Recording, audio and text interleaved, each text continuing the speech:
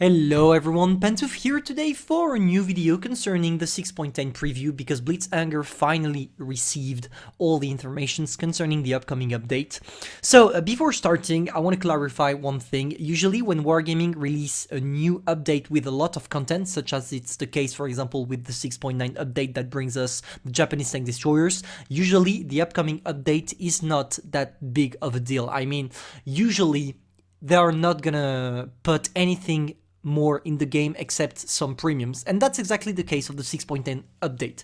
So we're going to talk about two things. First, the major thing the 6.10 update brings. After, we're going to talk about some nerfs and buffs tanks are receiving, to finally interrogate ourselves concerning the new premiums that are probably going to enter the shop next update. So first thing first, the big thing about the 6.10 update, as you can see right there, concerning the HPs of all tanks, especially heavy tanks, they all got increased, which means Wargaming was pretty much satisfied with what happened to the tier 10 matchmaking, making the heavy tanks more relevant, so they decided to expand it to pretty much every single tank, heavy tank, in the game. And I think it's an amazing feature. I'm gonna tell you why. And it's both for both news and pros, because if you're a new player, having more HPs will allow you to be punished less for your mistakes, and you will have more durability and enjoy the game more because you will die not faster. You will take more time to die, or even it's gonna save some of your games.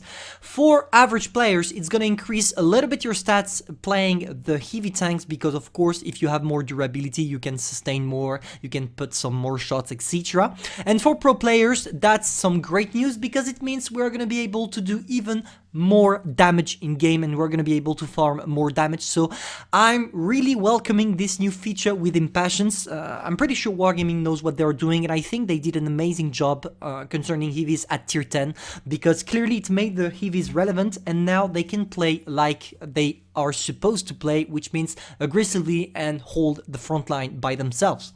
So that was the first thing. So as you can see, I'm not going to talk about each tanks, because if I do that, it's going to be a 3 or 4 hour video. So I'm just going to leave you the link of the of Blitzhanger 6.10 preview, so you can check by yourself which tanks you're interested in to see the HP's buff.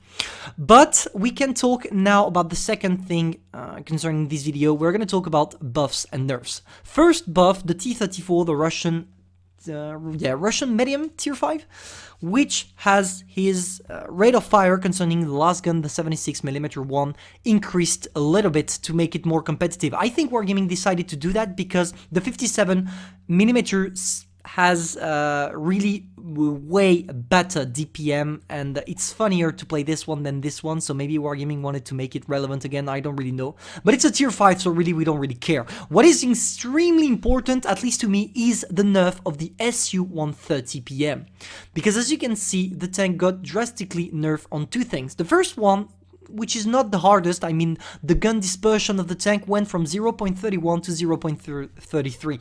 So it went from a sniper to, no, it went from a pro sniper to an average sniper, but it's still gonna be enough, because clearly if you put the right equipments on the gun dispersion, it's not gonna be a problem. I mean, if you equip it with the, I don't remember the name of the equipment, but yeah, the equipment that allows you to decrease a little bit your gun dispersion, if you equip it, it's gonna be fine for your gun dispersion, so it's not the big deal. The big deal is here, man, engine power that got drastically nerfed, because the ISU-130 PM, when it was tested, it was extremely good in terms of mobility. It felt like a medium tank, if you want. And yeah, it was maybe a little bit too broken, because you had clearly a medium tank with one of the best camos at tier 8 firing with the same gun as the Scorpion G. So yeah, I can understand why Wargaming decided to nerf the tank, and I think it's a good thing.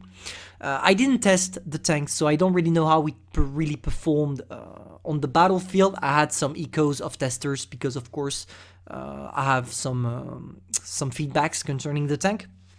But yeah, engine power got nerfed drastically, because you lose more than 120 HPs, horsepower, sorry. And yeah, that's a lot. That's a lot. Let's face it, that's a lot. And you combine this with also that goes with it, of course, because when you lose engine power, you also lose effective power to weight ratio on different terrains. So yeah, clearly it's gonna be less maneuverable than it was supposed to be, and went from 65 kilometers per hour max to 50. I think the tank is still gonna be extremely competitive, but yeah, clearly in its current state it was completely broken. ISU-150 PM going 65 kilometers per hour, that was too much. The tank is still gonna be extremely competitive, I'm confident concerning that, but don't worry. In both cases, if the tank is broken or if the tank is shit, I'm gonna do a review and you will know if you have to buy it or not.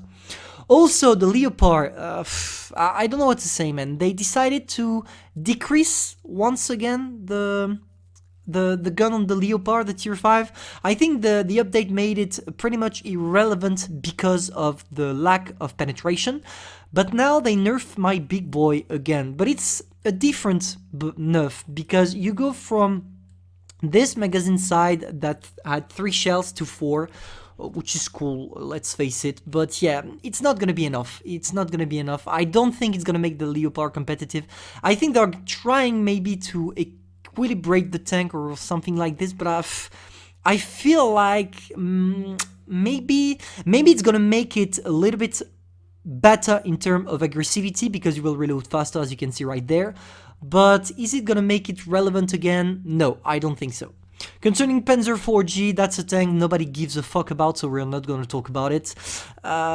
Maybe, what can we talk about? Yeah, maybe the Batchat. The Batchat is an interesting one as well. They decreased a little bit the reload time, making it a little bit more effective, even if it's not gonna make the tank great again. And AMX 3057, for those of you who have it, good news, because the tank will have better dispersion factor. Now, let's talk about the last thing I wanted to talk about concerning this update. We are probably gonna see 2 new premium tanks. The first one is, of course, the 50 TP prototype that you can see right there. That's the tier 9 collectible Polish tank that is gonna be in the tech tree, in the European tech tree. And yeah, concerning the tank, it seems to be quite a good one because you clearly have some great armor everywhere. Maybe the only thing about this tank that is probably gonna make it broken, in my opinion, is that your only weak spot from the front is this plate here, and it's extremely hard to penetrate, because if you shoot here, you're not gonna be able to get it in this triangle. You need to shoot either here or here, and even if you shoot here, you need to shoot right there. And it's so hard to find that I don't think that it's not gonna make the tank completely broken. For this one, for the armor, you will have to stay right in front of your enemies, because if you angle it a little bit too much, this is the weak spot. That's a big weak spot, but as long as you stay with your tank right in front of your opponents, maybe you're gonna be able to bounce everything. So yeah, that's the first one. The 50 TP is probably gonna be an extremely good tank and effective, so I'm glad Wargaming is adding it, because I really wanna play it. And of course, the second one is the ISU-130 PM. I'm gonna show it real quick to you once again. Let me find it. I don't know where is the tank here. Because yeah, it's a great tank as well. You all know this tank from World of Tank PC. For those of you who are aware of World of Tank PC, maybe the main thing about the ISU-130 PM is that your turret can't travel all the way around. It goes 60 degrees on both sides. And does it make it better than the Scorpion or worse than the Scorpion? Time will say, because I don't want to talk too much about it. I don't want to talk about the tank because it's not available yet, so I will do a full review of it when the time comes, when it's gonna be in the shop. But yeah, it's gonna be extremely effective. Just be aware that the tank doesn't care.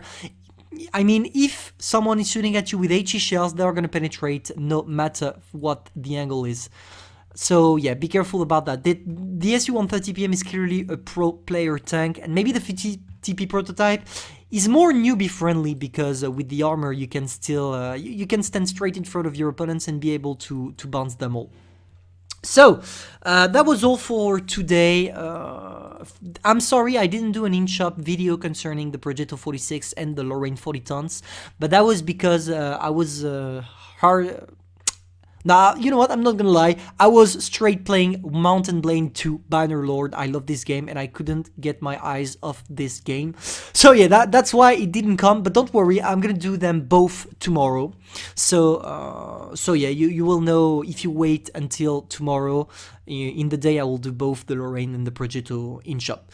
Anyway, hope you enjoyed the little review. I'm gonna put you the link of Blitzhanger in the description so you can check it by yourself. Take care of you and see you tonight in stream for the test of the new gravity mode. Hope you will be at the rendezvous. Thank you all.